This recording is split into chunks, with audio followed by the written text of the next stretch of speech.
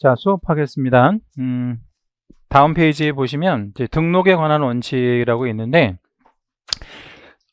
일단은 한 명의 공인중개사가 등록을 500개를 하면 어떤 문제가 생길까요? 그러니까 한 명의 공인중개사가 등록을 500개를 해서, 안 되긴 하지만 500개를 해서 막 그 지역 자체를 막 독점하는 거예요. 석권하는 거예요. 그럼 무슨 문제가 있을까요? 한 명의 막 능력 출중한 개업 공인중개사가 사무실 500개 열어가지고 그냥 다 그 지역을 막 독점하는 거예요. 석권하는 거예요. 그럼 무슨 문제가 있어요? 그러면은 뭐 예를 들자면 다른 사람이 일단 중개업을 할 수가 없고, 뭐 어떤 그 기회를 박탈하는 거고, 그리고 한 명이 독점하게 되면, 독점이 되면 자기 마음대로 모든 거를 막 좌지우지 하지 않겠어요? 뭐 보수도 막 많이 받으려고 하고, 여러 가지 문제가 생기니까 원칙이 있어요. 원칙은 어떤 원칙이냐면, 하나의 자격을 가지고는 1등록만 해야 돼요. 1등록. 그리고 사무소도 몇 개만 둬야 돼. 하나만. 그리고 소속도, 그러니까 어떤 사무소에 소속되는 것도 몇 군데만. 하나만. 그래서 1자격, 1등록, 1사무소, 1소속 원칙이에요. 그러면 이런 원칙이 있는데, 이런 원칙에 반하는 행위들은 처벌하겠다, 아니면 처벌하지 않겠다? 처벌하겠죠. 그래서 일단은 이중 등록은 처벌합니다. 이중 등록은 몇 년 몇 천으로 처벌을 할 거냐면요, 1년 1천으로. 근데 요 1년 1천이 이중자 들어가는 애들은 싹 다 1년 1천이에요. 이중자, 이중 등록, 이중 소속, 이중 사무소는 일단 싹 다 이중 등록이다라는 거 일단은 기억해 주시고, 그 다음에 이중 등록은 이 등록을 2개 이상 하는 거잖아요. 그럼 누가 이중 등록을 하는 거냐면 개공이 하는 거잖아. 그러니까 개공한테는 등록을 어떻게 취소하겠대? 절취. 절취는 뭐 약자? 절대적 등록 취소의 약자입니다. 자, 오른쪽에서 한 번만 요거 처음 나왔으니까 한번 적어볼게요. 우리 전한 시간에도 얼핏 뭐 나오기는 하긴 했지만 절취가 처음 나온 거라서 중요 표시 하나 해주시고, 등록 취소는 2개가 있어요. 절대적으로 하는 취소랑 상대적으로 하는 취소가 있어요. 그러면 절대적 등록 취소는 꼭 등록을 뭐 하겠다는 거예요? 취소하겠다는 거예요. 그럼 이거를 우리 한자로는 뭐라고 하냐면 기속행위라고 그래요. 기속. 그럼 기속은 꼭 해야 하는 거야. 꼭 해야 되는 거. 안 하면 안 되는 거. 안 하면 안 되는 거. 상대적 등록 취소는 한자로 재량이에요. 재량. 재량이라고 하는 거는 어떤 의미겠어요? 할 수도 있고 안 할 수도 있고, 뭐 이런 개념이라고 생각하시면 돼요. 그래서 절취, 상취 줄여서 이제 이렇게 얘기를 하는데, 그러면 절취가 상취보다는 한 급 센 거예요. 이거는 봐줄 일이 절대 없으니까 뭐 이런 느낌이라고 생각하시면 됩니다. 자, 그러면 이제 이중 등록이면 절취에다가 이중 소속이라는 건 아까 말씀드렸듯이 요 사무소에 소속되고 요 사무소에 소속되고 뭐 서로 물건 빼놓으려고 뭐 이렇게 하는 거를 말하는데, 요거는 약자로 좀 쓸게요. 개공 등에게 적용이 됩니다. 개공 등에게 적용이 된다. 자, 여기서 개공 등에게 적용이 된다 해서 이 등은 누구를 다 포함하는 개념이라고 그랬죠? 소공, 중개부조원, 사원임원까지 다. 그래서 우리 중개사법에 등장하는 모든 사람을 통칭해서 개공 등이라고 하는데, 누구를 막론하고 이중소속하면 안 돼. 누구를 막론하고. 근데 하면 어떻게 할 거냐? 1년 1천의 형벌에다가 개공이면 역시 절취. 개공이면 절취. 소공이면 이게 2가지로 나눠지는데 좀 중요합니다. 소공이면 평상시일 때와 자격정지 중일 때가 좀 나뉘는데, 평상시일 때는, 평상시라는 거는 뭐가 아닐 때, 정지가 아닐 때를 얘기해요. 그럼 정지 아닐 때는 좀 세게 약하게, 좀 약하게. 그래서 뭐 할 거냐면, 소공한테는 무슨 뭘 갖고 있죠? 소공이 자격을 갖고 있으니까 자격을 정지할 수 있고, 그 다음에 정지 먹은 상태에서 또 걸리면 뭐가? 이중소속이. 그럴 때는 봐줄 수가 없잖아. 그지? 이때는 자격을 취소하게 되는데 요거 되게 중요합니다. 그래서 요거는 각각 채색도 좀 잡아주시고 별도 하나씩 잡을게요. 자, 소공이 이중소속을 평시에 걸리면 자격 정지, 자격 정지 중에 또 적발이 되면 이때는 자격을 취소한다. 이렇게 기억해 주시고요. 밑에 이제 중개보조원은 여기 이제 작대기 하나 돼 있잖아요. 이 중개보조원은 뭐 한다는 얘기야, 그러면? 행정처분은 있다는 거예요? 없다는 거예요? 없다는 거지. 그럼 왜 얘는 행정처분이 없을까요? 얘는 할 게 없잖아. 뭐 등록이든 자격이든 없으니까 얘는 할 게 없는 거죠. 다만 중개보조원도 몇 년 몇 천에 형벌은 받는 거예요. 1년 1천. 여기 형벌은 누구한테나 다 받는 거니까. 자, 그 다음에 이제 이중사무소가 있는데, 이 이중사무소는 사무소에다가 사무소 두는 거를 얘기하는데, 이 두 번째 설치하는 이 사무소는 법률에 명시를 이렇게 하고 있어요. 천막 같은 거라고.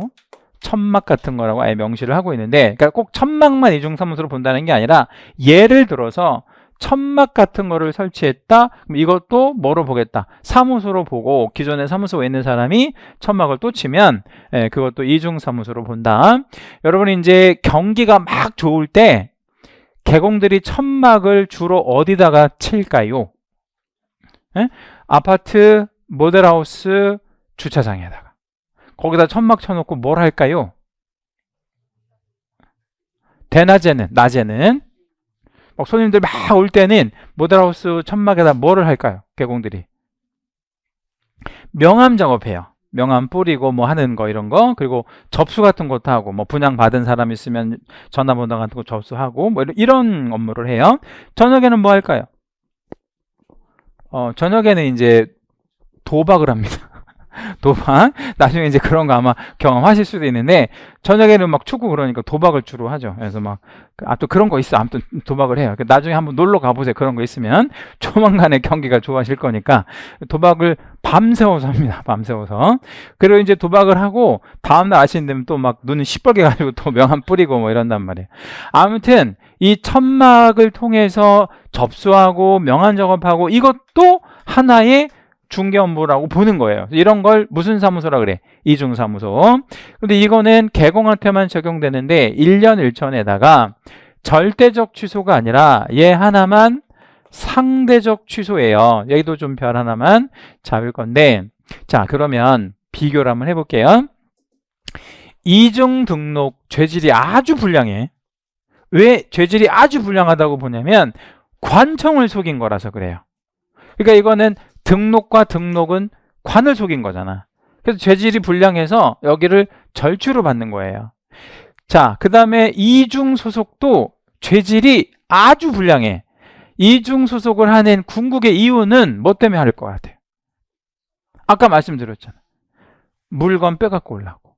그러니까 이거 죄질이 극히 불량하다고 보는 거야. 그래서 개공한테는 절취가 오는 거예요. 그런데 여기 이중사무소는요, 물론 이것도 죄긴 죄이지만 경우에 따라서 그럴 수 있는 경우도 있어요. 예를 하나만 들어볼게요.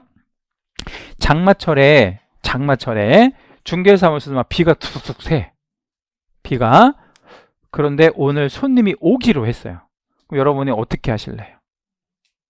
그 손님이 500억짜리 빌딩 양타로 써줄 손님이야. 500억짜리 빌딩 양타로 써줄 손님인데 사무소에서 비가 막 주르륵 새는 거야. 환장하는 거죠. 그럼 어떻게 하실래요? 응? 천막 쳐야지 뭐 어쩔 수 없지 뭐. 그래서 양해를 구하고, 사무실이 저기 있는데 비가 너무 새서 여기서는 못 쓰니까 죄송한데 우리 천막에서 약간 좀 운치도 있고 하니까 여기서 쓰십시다. 이렇게 만약에 거기다 썼는데 그거를 옆집 경쟁업체에서 딱 사진을 찍은 거야. 그래갖고 이제 또 찔러요. 등록관청에. 그러면 이중사무소 걸리는 거잖아. 그러면 상황 설명을 할 필요가 있죠. 내가 이만저만 해가지고 어쩔 수 없는 상황에서 이렇게 됐어요 라고 했단 말이야. 그럼 여러분이 담당 공무원이면 안 돼! 그냥 무조건 취소해줄까요? 아니면 한번 봐줄 수도 있을까요? 예, 그러려고 여기는 상추야. 근데 이거는 봐줄 수가 없는 거예요. 관청을 속인 거니까. 그렇죠? 이 등록이라는 건 대관청을 상대로 속인 거니까 이런 거는 봐줄 수, 이건 죄질이 극히 불량해서 요거 하나만 무슨 취소에 들어간다. 상대적 취소에 들어간다. 요거 중요하니까 알고 계시면 되고요. 자, 요거 원칙 다시 한 번만 읽어봐 드릴게. 자격 하나에다가 등록은 몇 개 있어야 돼? 1등록. 사무소도 하나만. 그리고 소속도 한 군데만 있어야 된다라는 거. 이런 원칙은 좀 알고 계셔야 됩니다. 자, 문제를 기본 확인사항을 좀 풀어봐 드릴게요. 무등록 중개업 영위자의 중개를 통한 거래계약. 그러니까 여기서 무등록 중개업 영위자에서 단락을 한 번만 끊어볼게요. 이 사람은 지금 나쁜 사람이죠. 에? 몇 년 몇 천의 형벌을 받을 사람이죠. 3년 3천. 이 사람은 나쁜 사람이에요. 범죄자인데 이 사람이 중개를 통해 가지고 거래계약이 나왔어. 거래계약이. 그럼 이 거래계약은 누가 하는 거예요? 이 거래계약은. 이 거래계약을 누가 하냐면 당사자들이. 그럼 이 사람들은 나쁜 사람들이 안 나쁜 사람들이? 안 나쁜 사람들이에요. 그렇죠? 근데 이 사람들 간에 한 거래계약의 효력은 유효하다라고 나왔어요. OX. 이건 무효일 필요가 없지. 그렇죠? 그러면 이것만 달라지는 거예요. 얘네는 적법하지 않아서 처벌을만 한다. 다만 거래계약의 효력은 여전히 유효하다. 이렇게.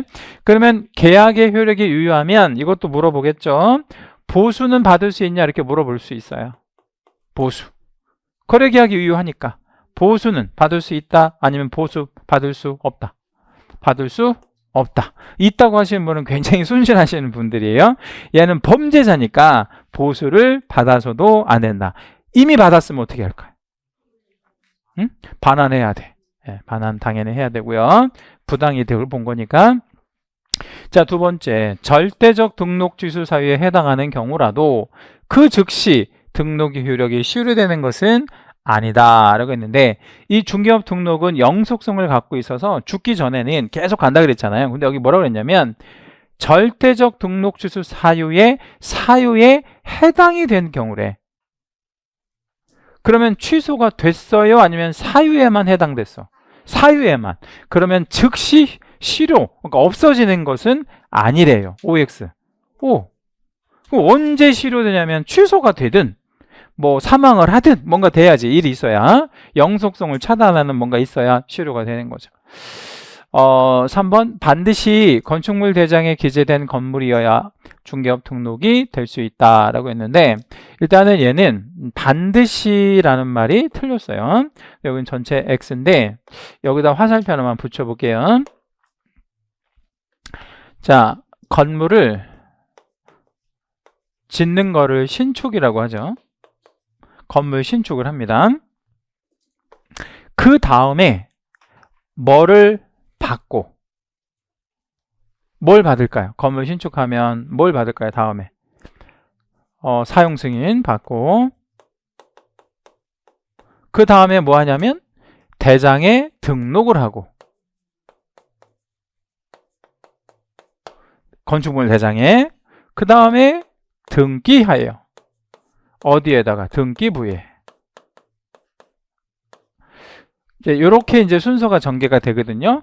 근데 우리 중개사무소는 아까 제가 불법 건축물에는 안 해준다 그랬잖아. 근데 불법이냐 적법이냐를 따질 때 뭐를 좀 기준으로 하냐면 대장에 기재됐느냐 안 됐느냐를 따지기는 하거든요. 근데 요때부터 뭐만 되면, 사용 승인만 되면 이건 적법해요. 왜 그러냐면 사용 승인이라는 행정처분이, 이것도 사용 승인이라는 행정처분은 글자 그대로 관청에서 이 건물에 대해서 뭐 해준 거야? 사용해도 괜찮다는 승인. 그러니까 대장에 기재가 되기 전이라도 뭐 떨어진 건물이면, 사용 승인만 된 건물이면 적법한 건물이기 때문에 꼭 반드시 대장에 기재되어질 필요는 없다. 이렇게 기억을 하시면 됩니다. 그러니까 우리가 신축 건물을 좀 우리가 알아보고 있어. 여러분 신축 건물에 중개사무소 오픈하면 뭐가 좋을 것 같아요? 여러분 좀 센스를 보려고 하는 거야. 신축 건물에다가 중개사무소를 오픈하면 뭐가 좋을까요? 권리금이 없겠지. 그 굉장한 장점이 있단 말이야. 예. 그런데 신축 건물을 알아볼 때는 항상 뭐가 됐는지를 알아봐야 돼. 요거.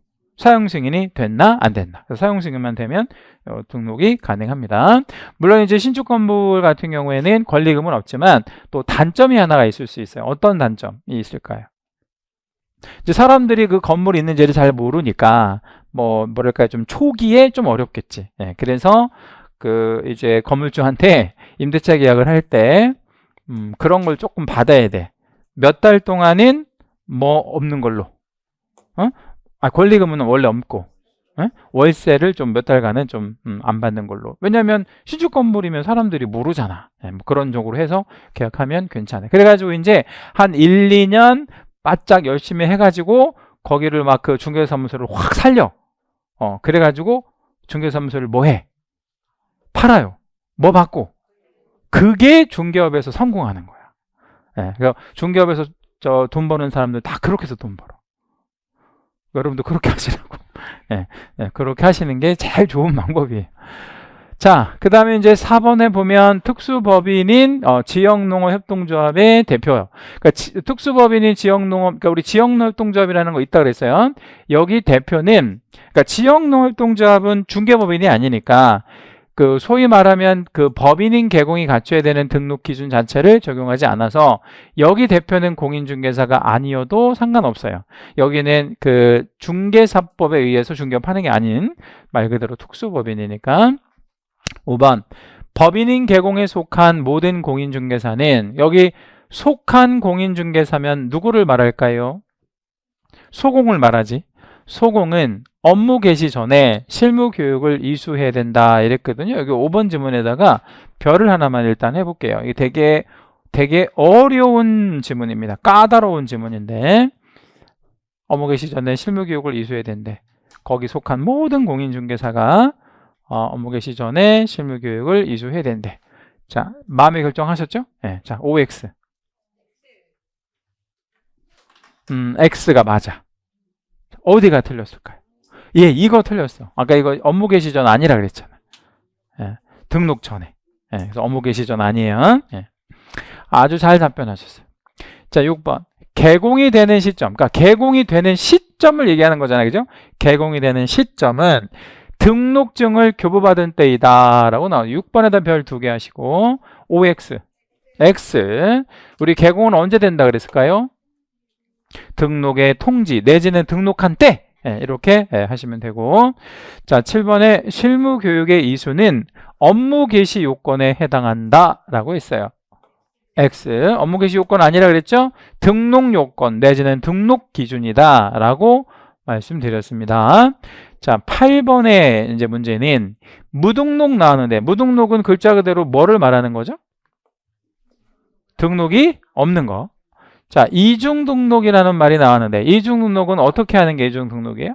등록을 2개 이상 하는 거. 자, 부정 등록은 뭘까요?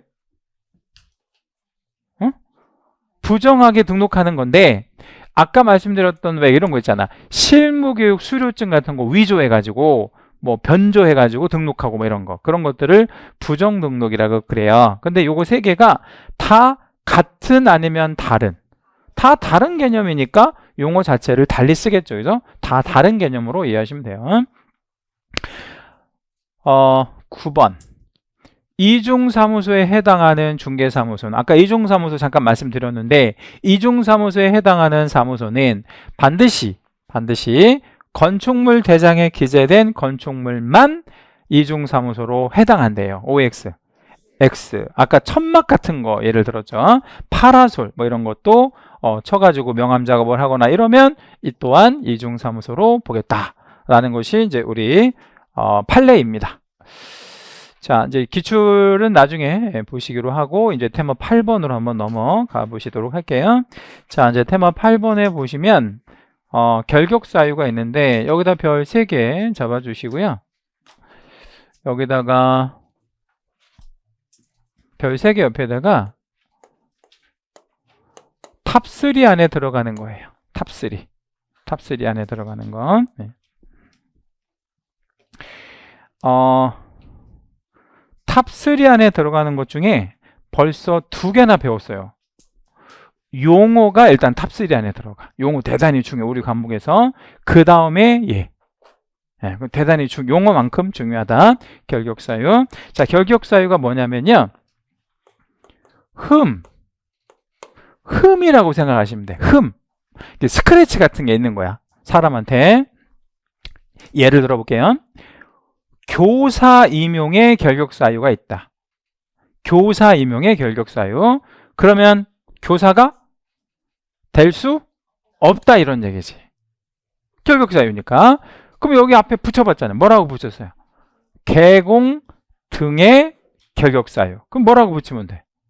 여기 결격에 해당하는 사람들은 개공 등이 될 수 없다. 그럼 개공만 될 수 없다는 거예요? 아니면 뭐 소공이랑 중개보정까지 다 될 수 없다는 거야? 다 될 수 없다. 이 사유가 12개가 있어요. 12가지를 이제 좀 이따 읽어드리고요. 이 결격에 해당이 되어지면 어떻게 될 거냐? 해당 시 효과가 오른쪽 그림상에 있는데 이게 더 중요해요. 자, 여기를 제가 확대해서 좀 보여드릴 건데 이게 더 중요하다고 말씀드렸어요. 지금 금방. 자, 결격사유 해당 시 효과. 처음부터 결격인 사람은 자, 일단 이 결격은 처음부터 결격이어야 해. 그러면 이걸 원시적이라 그래요. 원시적으로 처음부터 결격인 사람은 중개업, 여기 이제 이 동그라미 원이 중개업이라고 하는 영역이에요. 이 중개업 바운다리 안에 처음부터 결격인 사람들은 들어갈 수 있다 아니면 못 들어간다. 못 들어가.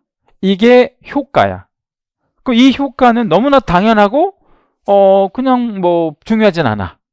결격인 사람은 등록이 안 되는 건 당연하다고. 그 다음에 고용도 안 되는 건 너무나 당연해요. 이 결격인 사람들은 뭔가 나쁜 사람이거나 뭔가 문제가 있거나 하자가 있거나 이런 사람들이니까 이걸 못하게 하는 건 당연하단 말이에요. 근데 문제는 이미 들어가 있는 애들이 문제인 거예요. 이미 중개업 안에 종사하고 있는 사람들이 자, 여기 지금 개공이 있잖아요. 이 개공은 여기 어떻게 들어갔을까요? 뭐가 아니어서 들어갔을까요? 여기는 결격인 사람은 못 들어간다 그랬잖아. 그럼 얘는 뭐가 아니어서 개공이 됐던 거야. 결격이 아니어서. 근데 얘가 결격이 아니어서 개공이 됐는데 개공으로 근무를 하다가 나중에 뭐에 걸린 거야? 결격사유에. 그럼 이 결격은 원시적으로 아니면 후발적으로 걸린 거야. 이렇게 후발적으로 결격에 걸리면 어떻게 할 거냐? 이 개공을 여기다가 넣어준 주체는 등록관청이에요. 등록관청에 등록을 해줘야 개공이 되잖아. 우리 지난 시간에 우리 개공이 되는 과정을 보셨으니까. 근데 얘를 빼내야 될 거 아니에요. 근데 이 빼내는 거를 누가 빼내? 개공 스스로 빼내? 아니면 관에서 빼내? 관에서. 어떻게? 등록을 취소시킨다. 그래서 여기다가 여러분 채색을 좀 잡고 여기다가 제가 별을 몇 개 하나 보세요. 놀라시면 안 돼. 별을 5개. 제가 수업 시간에 별을 1개부터 5개까지만 하거든요. 근데 유일하게 우리 과목에서 유일하게 별을 5개 하는 거 요거야. 그러면 뭔 뜻이야 이게? 제일 중요하다. 우리 과목에서 가장 중요하다. 이거를 그래서 하나의 그 공식처럼 생각을 한번 해보고요. 제가 랩을 한번 해드릴 텐데 이 랩을 좀 저랑 같이 해야 돼요. 네. 자, 일단 그 가사를 한번 말씀드려볼게. 개공이가 결격이야 등록 취소. 가사가 그래. 자, 다시 한번 개공이가 결격이야 등록 취소. 이제 이걸 랩으로 한번 해볼게요. 개공이가 결격이야 등록 취소. 같이 한번 해볼게요. 개공이가 결격이야 등록 취소. 이거를 앞으로 수만 번 할 거야. 네. 제일 중요해요. 우리 과목에서. 개공이가 결격이야 등록 취소. 이거를 머릿속에 저장하시고 잊어버리시면 안 돼. 그리고 이해도 하셔야 돼. 개공이 뭐에 걸리면? 결격에 걸리면 반드시 이 등록 취소는 절대적 취소야. 반드시 그 등록은 취소된다. 그러면 중개업에서 종사할 수 있다 없다? 없다가 되는 거지. 그러니까 결격에 걸린 개공은 나와야 된다 이 말이에요. 너무 간단하죠 이거. 근데 이게 제일 중요해. 자, 문제는 이제 고용인들이 있는데 이 고용인은 관청에서 넣어준 거예요? 개공이 고용한 거예요? 개공이 고용한 거잖아. 개공이 고용한 고용인들이죠. 그래서 얘네를 빼낼 때 이제 소위 말하면 얘네가 결격에 걸리더라도 관청에서 못 끄집어내. 왜냐하면 관에서 넣어준 게 아니니까. 그러면 관청은 누구한테 압력을 행사해야 되겠어? 개공한테. 뭐라고? 개공한테 뭐라고 관청에서? 야, 너 종업원 중에 결격에 걸린 애가 있더라? 뭐 해라고? 내보내라고. 그거를 법률 용어로 뭐라 그러냐면 해소라고 그래. 해소. 해소는 해고라는 뜻이에요. 해고. 해고해. 그것도 시간도 딱 정해줘. 얼마 안에 해고하래? 2개월 안에. 너 이 걸린 애들이 있잖아. 반드시 2달 안에 잘라. 라는 얘기예요. 그런데 이제 두 가지로 나눠볼게요. 그 고용인 중에서는 직급이 사원 또는 임원까지 높게 올라갈 수도 있고 안 올라갈 수도 있잖아요. 그렇죠? 둘 중에 누가 더 중요한 고용인이야? 예? 여기는 막 대표도 있고 막 이렇단 말이에요. 여기는 얘네가 중요하지. 그러면 얘네가 결격이면 법인은 그 회사는 2달 안에 얘네를 잘라야 되는데 못 자르잖아요. 그러면 법인의 등록이 취소가 된다고. 법인의 등록 취소야. 이거랑 원리는 똑같아요. 그러니까 법인은 반드시 뭐 해야 돼? 잘라야 돼. 아웃시켜야 됩니다. 그것도 몇 달 안에 잘라줘야 돼. 2달 안에. 그리고 사원 또는 임원이 아닐 때에도 2달 안에 해소를 해야 되는데 못하면 업무 정지를 먹을 수 있어요. 자, 결론을 내면 결격에 해당이 되는 사람들은 원칙 못 들어가고 이미 들어가 있는 사람들도 다 퇴출되어지기 때문에 결격에 해당이 하나라도 되면 중개업에 뭐 할 수 없다. 종사할 수 없다. 이게 결론이에요. 간단하죠? 예, 자, 이제 이 결격 사유를 한번 보여드릴 건데 12개가 있어요. 1번부터 보겠습니다. 자, 미성년자가 있는데 미성년자는 몇 세에 달하지 아니한 자? 19세. 우리 심야 시간에 TV 보면 우측 상단에 뭐라고 딱 이렇게 가끔 찍힐 때가 있어요. 19. 그게 뭔 뜻이에요? 19 이렇게 뜨는 게. 응? 불 끄고 보라고? 그게 뭔 뜻이에요? 19가. 애들은 자라 이런 뜻이잖아. 애들은 자라. 예. 근데 그 자는 기준이 몇 세라는 거야? 19세. 자, 그런데 여기서 조심해야 될 게 있어요. 미성년자는 민법상의 개념이긴 한데 민법에 보면 혼인을 하는 경우가 있어요. 누가? 미성년자가. 그러면 혼인하면 민법에서는 성년의제가 되거든요. 이 무슨 얘기냐면 성년으로 되는 거야. 무슨 법에서? 민법에서. 민법만 그래요. 네. 민법상 제도다. 그러니까 여기는 중개사법 제도가 아니라 민법상 제도일 뿐인 거예요. 네. 그러면 18세인 자가 혼인했다 이렇게 나왔어 시험 지문에. 그러면 중개사법으로 보면 성년 미성년 그냥 미성년이야. 민법에서는 성년이고. 그러니까 법마다 달라. 이해되셨죠? 자, 그러면 18세인 자가 혼인했는데 민법에서 출제할 때 이렇게 내요. 단독 법률행위를 할 수 있냐? 할 수 있어. 민법에서는.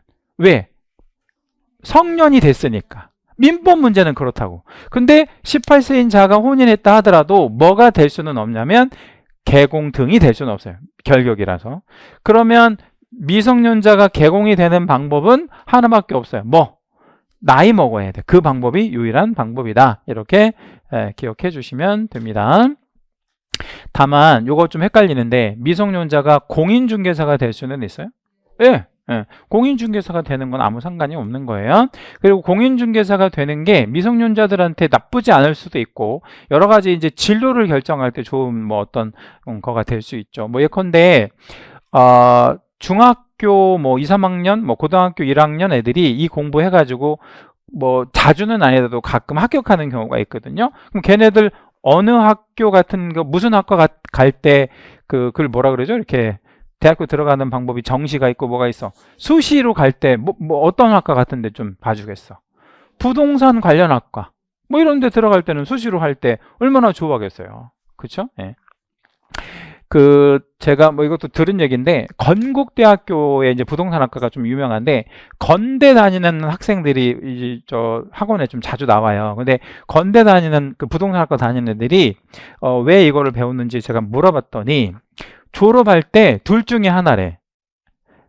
졸업하려면, 토익을 900점을 맞든가, 공인중개사 자격증을 따든가, 둘 중에 하나를 해야 졸업을 한대. 부동산학과는 그렇대요. 그러니까 토익 900점이 뭐 이렇게 어려운 거는 아닌데 그 영어를 또 못할 수도 있는 거잖아. 그런 애들은 학원에 막 나오는 거야. 자기 따려고. 뭐 그런 학생도 있고. 하여튼 애들도 많이 해요. 아무튼. 자, 그 다음에 이제 피성년 후견인, 피한정 후견인은 뭐냐면,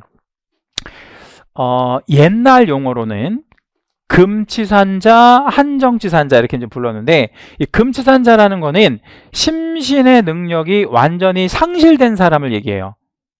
그럼 자, 심신의 능력이 완전히 상실된 사람은 어떤 사람일까요? 심신의 능력이 완전히 상실이야.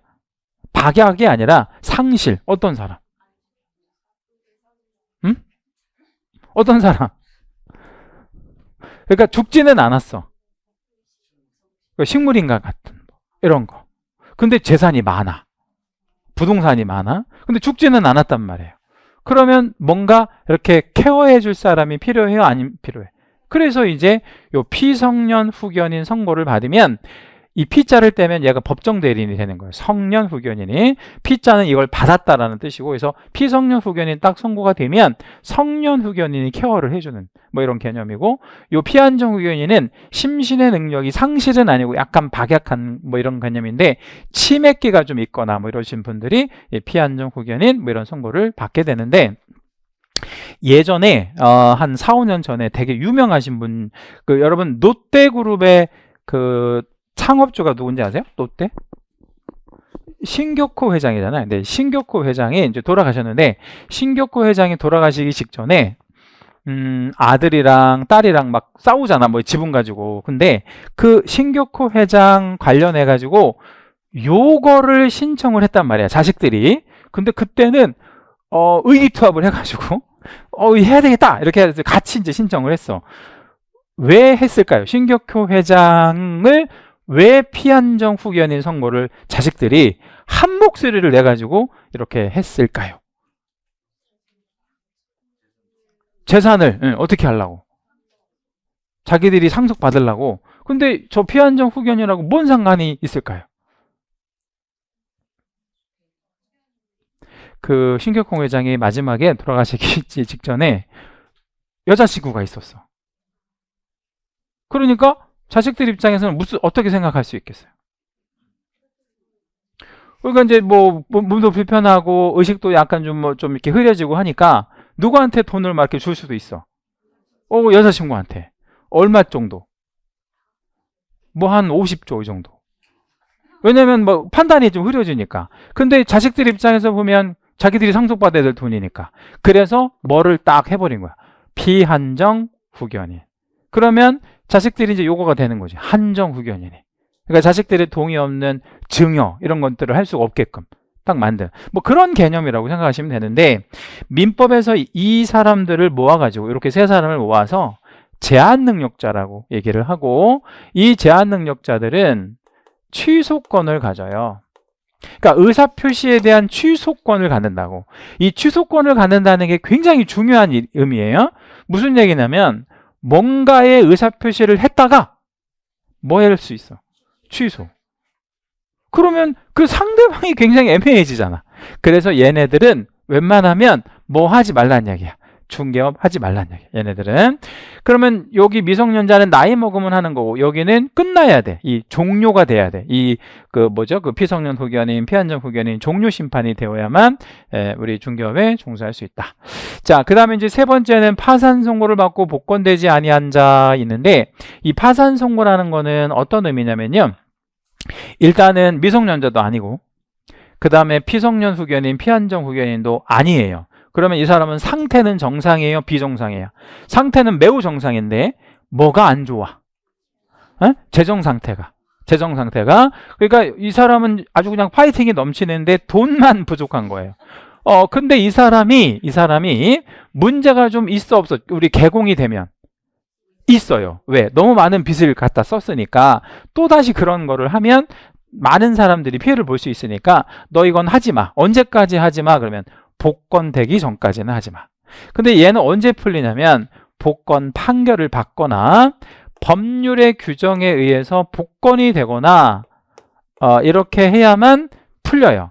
근데 이제 복권 판결은 이제 그런 거예요. 뭐 예를 들자면 그 돈을 갚았다든가 뭐 이런 건데 여기 법정 복권은 여러 가지가 있는데 예를 하나만 여기다 좀 적어봐 드릴게요. 파산 선고를 받고 10년이 지나잖아요. 그러니까 파산 선고는 기본권의 제한을 좀 가해요. 기본권. 그러니까 기본권이라는 거는 이런 거죠.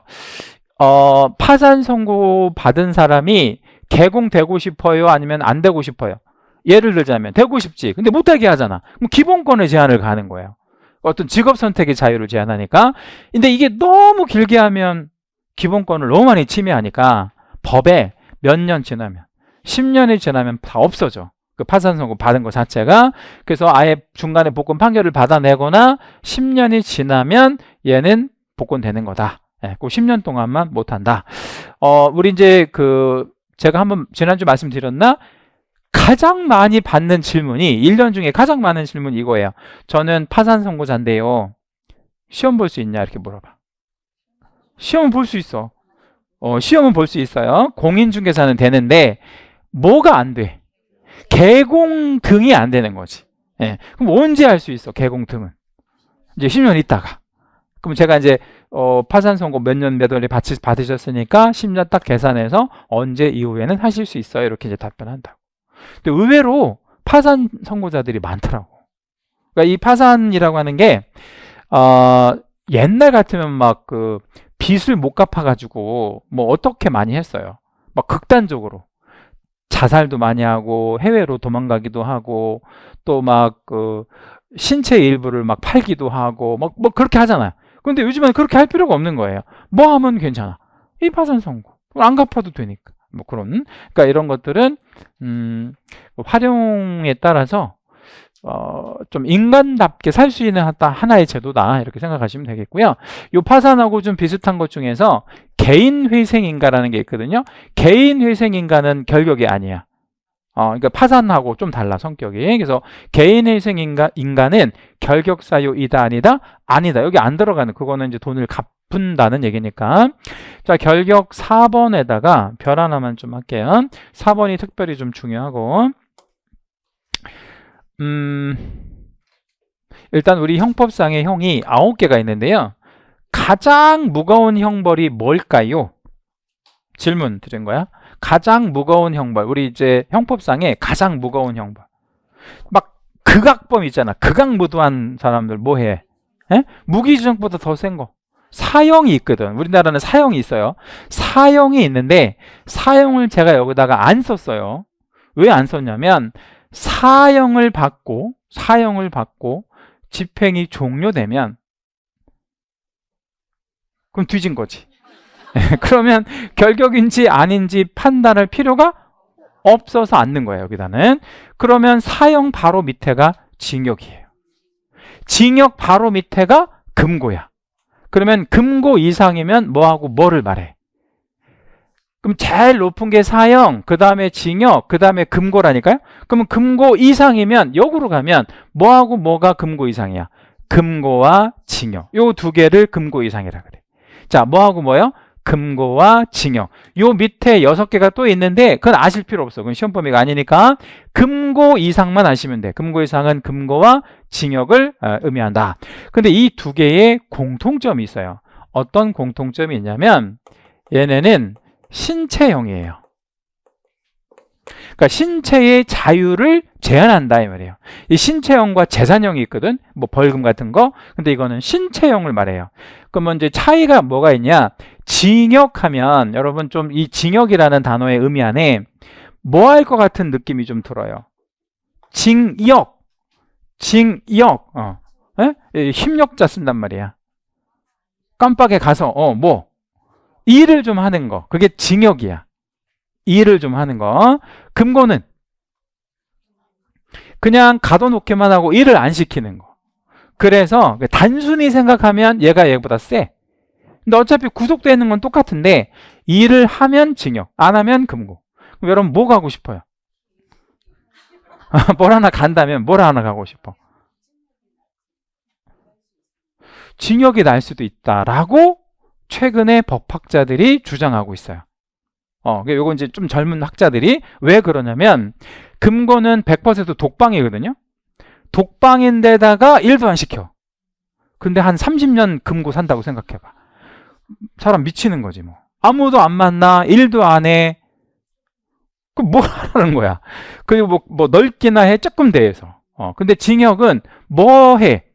일도 하고 일을 한다라는 게 뭐 교도소 안에서 일을 하는 경우도 있지만 이렇게 밖으로 나가서 일하는 경우가 많아요. 그러니까 공장 이런 데 가서 일도 하고 월급도 받아 안 받아? 받아요. 그러니까 이게 더 낫다라고 주장하는 학자도 있어요. 근데 현재까지는 요 순서로 돼 있다. 아무튼 자, 그리고 이제 실형을 받았다라는 거는 교도소로 갔다는 뜻이에요.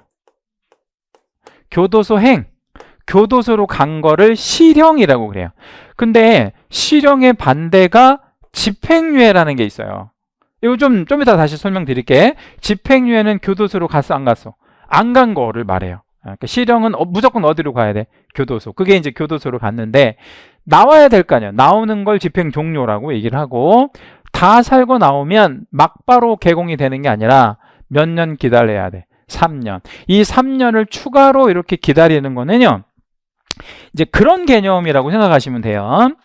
그 조두순 있잖아. 조두순 아시죠? 뭐 훌륭한 인간은 아니야. 아주 나쁜 인간인데 조두순이가 석방이 됐어, 안 됐어? 됐어요. 근데 발목에 뭐 차고 있단 말이야. 전자발찌. 근데 몇 년 차야 돼? 15년, 20년, 아니면 죽을 때까지 이렇게 차야 되거든. 그럼 그런 거는 이중적인 처벌이거든요. 사실 이미 다 살고 나왔는데. 그리고 조두순 뭐 최근에 이사 갔다고 하더라고. 근데 이사 간 집 근처에 어디로 갔는지 모르겠지만 거기 옆에 그 이렇게 경찰 뭐 이렇게 초소 하나 만들어 가지고 2명이 24시간 대기. 뭐 할까 봐. 이제 밖으로 나올까 봐. 집 안에서만 있어야 되거든. 그게 진짜 행정력의 낭비긴 하지. 예. 모르죠. 뭐 먹고 사는지는. 그거 중요한 건 아니고. 근데 제가 이 전자발찌라든가 전자팔찌 같은 걸 왜 말씀드렸냐면 이중적인 좀 제재를 가하는 개념이에요, 이거. 그러니까 뭐냐면 너가 나쁜 짓을 좀 했으니까 다 살고 나와도 몇 년 동안은 너 좀 근신해. 3년. 이 개념이에요. 이중적인 어떤 제재를 가하는 거예요. 여기까지 이해되셨어요? 예. 자, 그런데 이제 특이한 거는 뭐냐면 만기 석방 말고 가석방 제도가 있어요. 가석방은 이제 왜 해주는 거냐면 우리의 그 학교 생활도 잘하면 선생님들이 뭐를 좀 주죠? 뭔가 좀 잘했어. 답변도 잘하고 질문 같은 것도 막 훌륭한 질문도 하고 이러면 뭐를 좀 줘? 상점 같은 거 주잖아. 우리 애들은 스티커도 주기도 하고. 근데 그게 몇 개 모아지면 뭐 이렇게 할 수 있는 뭐 이런 거 주잖아요. 가석방도 그런 거야. 교도소에서 뭐를 잘해? 이제 그 생활을 잘해. 이걸 행영 성적이 우수하다 그러거든. 시험은 안 보는데 뭐를 잘하면 이렇게 가산점이 좀 있을까요? 밥 먹으라면 밥도 잘 먹고 운동 시간 잘 맞춰서 막 밖으로 운동장 나와서 운동도 열심히 하고 또 들어가서 뭐 하라고 뭘 잘하고 이렇게 하면 교도관들이 이제 이런 이렇게 점수를 준단 말이야. 일정한 점수가 모아지면 가석방 심사 대상이 돼요. 그러면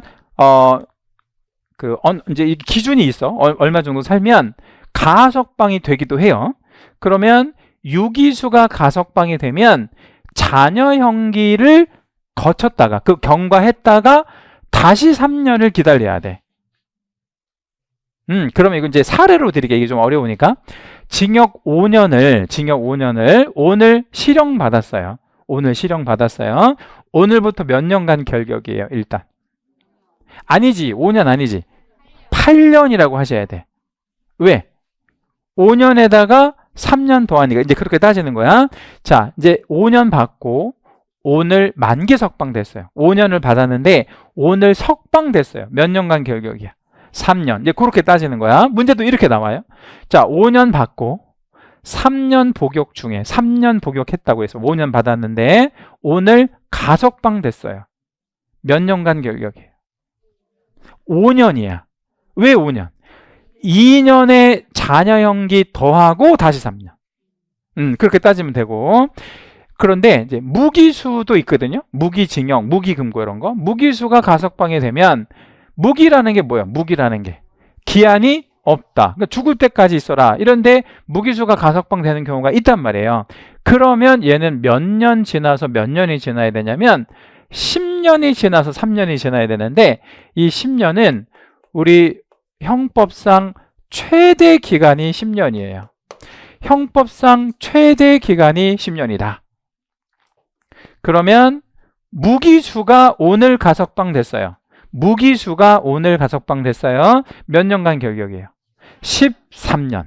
이렇게 계산하시면 됩니다. 자, 이제 또 약간 어려운 질문 하나 드릴게요. 징역 50년을 받고 50년 받고 30년 복역 중에 오늘 석방. 몇 년간 결격이야? 23년 아니면 13년?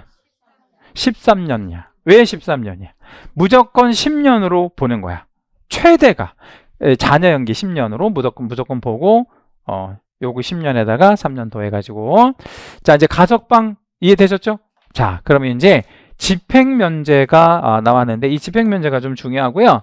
요거 두 개 이렇게 다 채색 하나만 잡을게요. 시험에도 아주 잘 나오는데 사면이 있어. 사면. 집행면제는 사면을 말하는데 사면에는 두 가지 사면이 있어요. 특별사면과 일반사면이라는 사면이 있습니다. 특별사면은 대통령이 특별히 사면해 주는 거야. 근데 뭐를 사면해 주는 거냐면 자녀 형기를. 자녀 형기. 자, 그러면 질문. 5년을 받은 사람이, 징역 5년 받은 사람이 3년 복역 중에 오늘 특사로 풀려났어요. 몇 년간 결격이에요? 3년이라고 해야 돼. 2년은 없어진 거야. 그 2년은 뭐 한 거예요? 사면 받은 거예요. 그래서 이것만 붙이는 거예요. 그런데 일반 사면이라는 것도 있어요. 특별 사면 말고 일반 사면. 이거를 다른 말로 하면 대사면이라고 그러는데 사면의 층을 나가 이렇게 딱 찍어서 하는 게 특별 사면이면 일반 사면은 벌금 500만 원 이하는 다 사면, 모조리 사면 이렇게 폭을 넓게 해주는 사면을 일반 사면, 대사면이라고 하는데 일반 사면은 형의 선고 자체를 없애줘. 이 말이 무슨 얘기냐면 금고 이상 성의 선고 받은 거 있잖아요. 이거를 없애준다고. 전과가 삭제되는 거야. 굉장히 좋은 사면인 거지. 그럼 얘는 언제 풀려? 결격에서. 즉시 풀려. 결격에서 즉시 해소가 되는 거야. 네, 즉시. 그러면 질문. 5년 받고 3년 복역 중에 오늘 일반 사면으로 석방된 사람이 있어요. 몇 년간 결격이야? 없어, 그냥. 즉시 복권된 거야. 그러면 두 가지 사면 중에 어떤 사면이 좋은 사면이네? 일반 사면이 좋은 사면이에요. 그렇죠? 근데 단어로만 보면 뭔 사면이 좋아 보여요. 예, 그래서 좀 이거 조심해야 되고 잘 나오고도 그래. 예, 요거까지 하고요. 잠깐 쉬었다가 다음 시간에 5번 들어가겠습니다.